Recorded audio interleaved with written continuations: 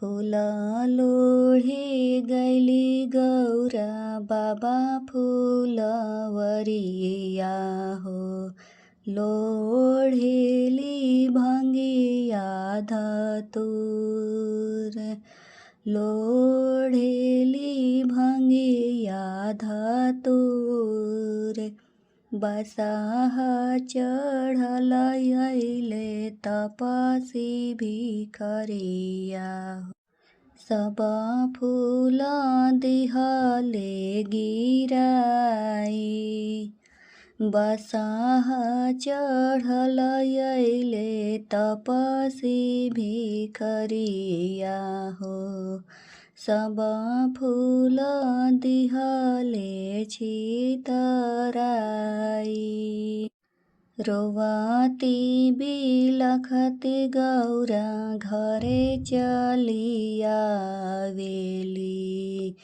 आमाया गे रोदन पसारी, आमाया गे रोदन पसारी। केही तोहके मारले गौरा केही गरियावले। काहे तोहरे मनवा मनिल, काहे तोहरे मनवा मलिन। कैसे की कहियामा कैसे के बताई हो।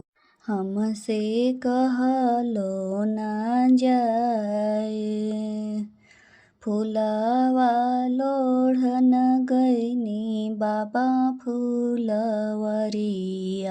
हो। एगो गइले तपसी भेटाई, बड़े बड़े जटावा में बहे गंगा धरावा हो। गले बीचे लहरेला सापे, बड़े बड़े जटावा में बहे गंगा धरावा हो।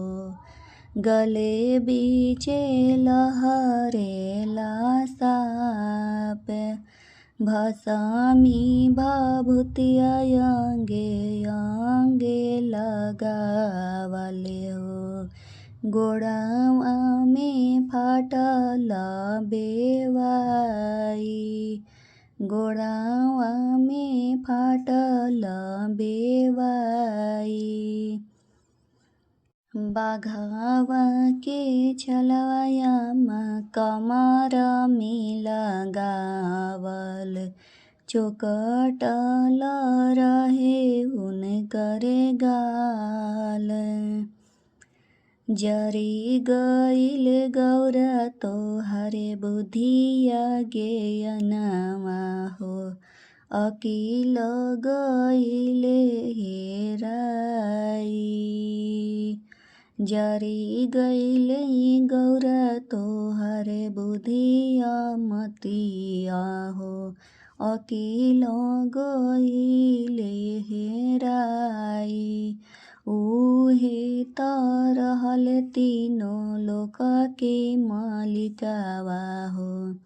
हमारो जे लागेले जमाई, हमारो जे लागेले जमाई।